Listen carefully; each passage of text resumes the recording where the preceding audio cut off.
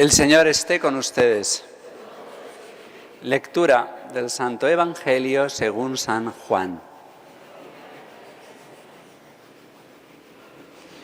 En aquellos días dijo Jesús a sus discípulos: muchas cosas me quedan por decirles, pero no pueden cargar con ellas por ahora. Cuando venga Él, el Espíritu de la verdad, los guiará hasta la verdad plena. Pues no hablará por cuenta propia, sino que hablará de lo que oye y les comunicará lo que está por venir. Él me glorificará porque recibirá de lo mío y se lo anunciará. Todo lo que tiene el Padre es mío, por eso les he dicho que recibirá y tomará de lo mío y se lo anunciará. Palabra del Señor. Per evangelica dicta eleantur nostra delicta.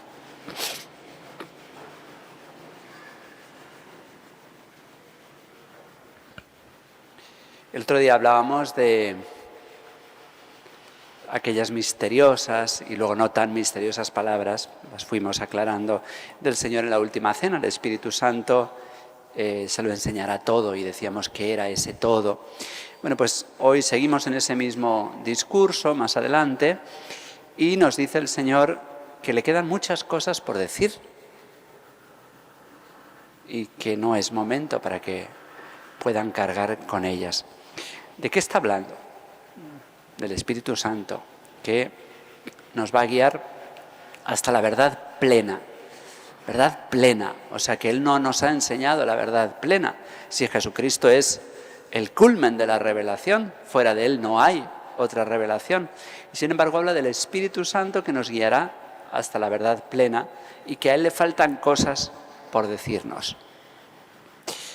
Bueno, no olvidemos que está hablando primero a los apóstoles, que les queda por escuchar su última palabra y la más importante, una palabra que es una obra, la entrega de su vida. Todavía tienen que ser testigos de la entrega en Getsemaní, donde el Señor entrega definitivamente su corazón, su alma, sus sentimientos, y luego la entrega de su cuerpo al día siguiente en la pasión. Eso les faltaba por decir, porque las palabras son muy importantes, pero mucho más importantes las palabras que decimos con nuestros gestos, con nuestras obras. Faltaba la resurrección, que es la palabra resucitada, es la manifestación de la victoria de la vida sobre la muerte, que necesitamos recordar tanto, porque con frecuencia la muerte parece que tiene la última palabra y nos llena de tristeza, y no. La resurrección de Cristo nos habla de que la resurrección suya y la nuestra tiene la victoria. Faltaba la apertura de su corazón en la cruz. Faltaba el inicio de la Iglesia, que fue un acto revelador, porque todavía los hechos de los apóstoles son revelación. Los actos de San Pablo son revelación. Y sus cartas, y las católicas, las cartas de los apóstoles, y el Apocalipsis es revelación. Todo eso faltaba por decir. Y después, una vez recibido el Espíritu Santo en Pentecostés, y una vez terminado el libro del Apocalipsis, ya la revelación está cerrada. Ya no nos faltan más cosas por saber. Ignoramos muchas cosas, pero cosas que no son tan importantes. Tenemos que tener mucho cuidado con el gnosticismo, que es una herejía que ya existía en los tiempos del apóstol San Juan, por ejemplo, de los apóstoles. Los gnósticos eran personas que decían que Cristo había revelado cosas a todos, al vulgo, a la gente sencilla, pero que había unas cosas secretas que eran solo para unas élites. Y hoy el gnosticismo sigue existiendo. Y sigue habiendo personas que se creen que son más iluminadas que los demás y que saben más cosas que los demás no ignoran. Y no, el Papa y el último monaguillo, lo verdaderamente importante para saber es lo mismo, lo saben. Hay una jerarquía de verdades y las más importantes, las que necesitamos para ir al cielo, las sabe una abuelita analfabeta que viene a misa los domingos y que tiene una sencilla pero profunda formación cristiana, y la sabe cualquier niño que ha recibido una mediana formación en su familia y en una catequesis medianamente buena, porque por desgracia pues hoy la catequesis adolece mucho y en muchos sitios se reduce a pintar cosas y hacer circulitos y dinámicas. Pero con una catequesis sencilla, donde se enseña el catecismo más elemental, ese niño ya está capacitado para saber lo que necesita, si lo acompaña de oración y de una vida sacramental, para ir al cielo. Por eso siempre se ha dicho que la ciencia más acabada, la ciencia más perfecta, la ciencia más acabada es que el hombre en gracia acabe. Pues al fin de la jornada, aquel que se salva sabe y el que no sabe nada. Uno puede ser Nobel de física, que si no se salva no sabe nada, no le sirve para nada todo lo que ha sabido. En esta vida emprestada, donde el buen obrar es la clave, aquel que se salva sabe y el que no sabe nada. Y esto es muy importante porque a veces tenemos una avidez de saber, de enterarnos del último chisme, de la última noticia, de los últimos detalles, una curiosidad malsana que nos lleva a veces a ir al brujo, donde se nos va a estafar, donde se nos va a mentir, donde se nos va a arrancar dinero, y a veces peor, donde podemos dar lugar a que nos hable el mismo Satanás, que no tiene ningún interés en enseñarnos lo que de verdad tenemos que saber. Nos va a confundir, nos va a engañar y nos va a arrastrar a mal sitio. A veces andamos ávidos de revelaciones nuevas para saber cuántos papas nos quedan y cuándo va a ser el fin del mundo. Eso el Señor no quiere que lo sepamos, no nos conviene, ni cuándo va a ser el día de nuestra muerte, no nos hace falta. Que el Señor quiere que vivamos como si hoy fuéramos a rendir la vida y estar preparados. ¿Cuál es la función del Espíritu Santo a quien nos estamos preparando a recibir? Que es el que nos lo va a recordar todo, el que nos va a llevar a la verdad plena. No nos va a enseñar cosas nuevas, pero las va a poner en el corazón, porque la distancia que hay entre la mente y el corazón a veces es abismal, y nos va a ayudar a transformar en obras esas verdades. Tenemos que tener mucho cuidado con el afán de novedades. Esas personas que están empeñadas en que en que la Iglesia tiene que innovar, tiene que ser nueva, y en el fondo no es nueva, sino ser tan vieja como el mundo, con sus vicios, con sus miedos, con sus cobardías, con sus osadías contra Dios, y encima pretendemos muchas veces, oye, es algo muy frecuente, que la Iglesia se adapte al mundo. No, la Iglesia no se tiene que adaptar al mundo, el mundo se tiene que adaptar a Dios y por lo tanto a la Iglesia. El mundo se tiene que adaptar a lo que Dios enseña, porque si no, la Iglesia se vuelve sosa y se pierde. Ojo con reinterpretar lo que siempre se ha enseñado, lo que ha servido a los santos para ir al cielo, a nuestros fundadores, a nuestros patriarcas, y ahora hay que reinterpretar, deconstruir, que es un eufemismo para destruir. No. Pero es verdad que el Espíritu Santo nos ayuda a profundizar en lo que ya sabemos, en conocer cada vez mejor. De hecho, las apariciones que han ido viniendo a lo largo de la historia de la Santísima Virgen, de algunos santos, del Sagrado Corazón de Jesús, no vienen a decirnos nada nuevo, sino a profundizar y a entender cada vez mejor lo que necesitamos saber, pero que nos cuesta tanto saber. Lo que vamos aprendiendo si somos sensatos a lo largo de nuestra vida, cada vez más y mejor.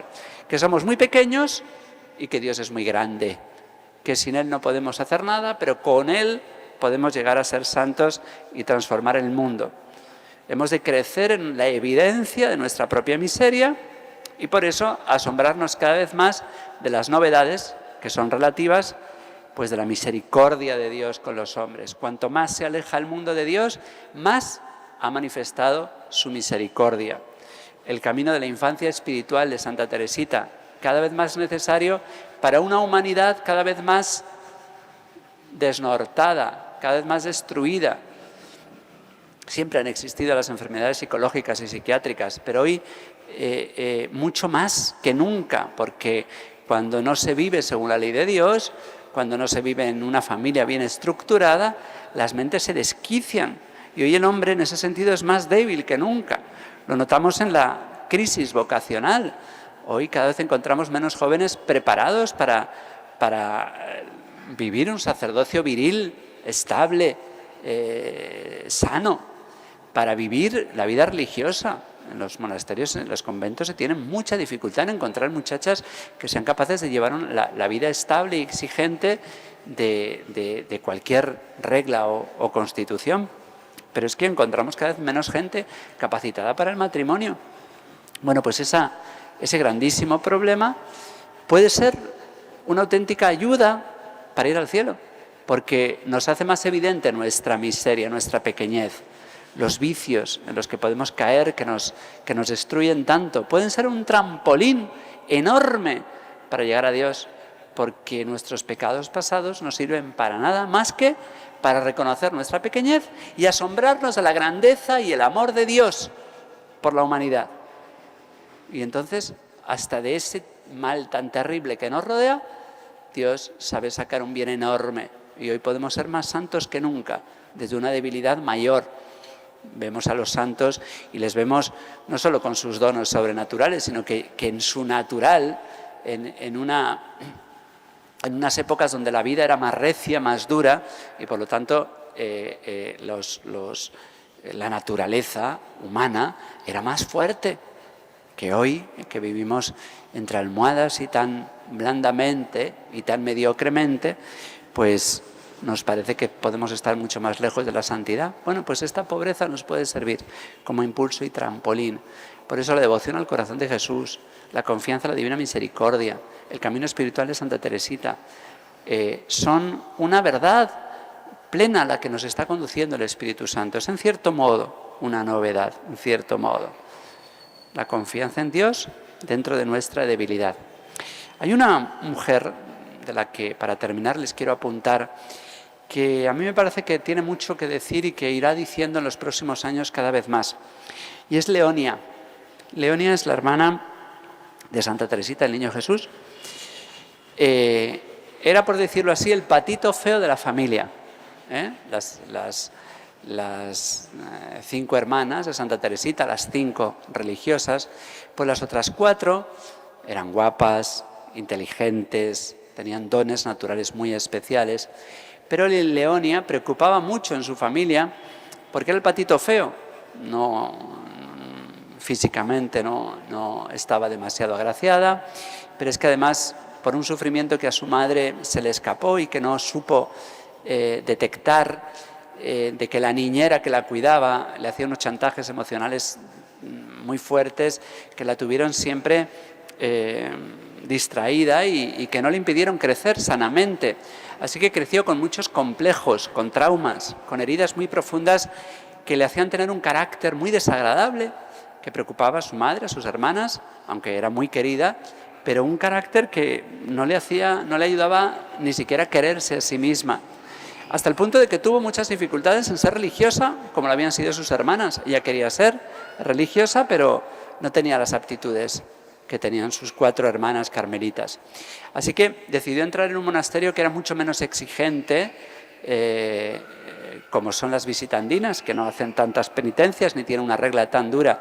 Y aún así, en la orden de la visitación, su carácter le hizo salir varias veces. Hasta que el camino espiritual de su hermana, que tenía tantas virtudes y tantos dones, pero que Santa Teresita explicaba que su camino era para los más pecadores, para los menos dotados, para los que tenían más dificultades en todos los aspectos, Leonia fue la discípula más aventajada del camino espiritual de Santa Teresita. Y hoy se sigue descubriendo por sus escritos cada vez más este camino de un alma que psicológicamente no estaba bien estructurada y que, sin embargo, hoy estamos descubriendo que llegó a ser una gran santa.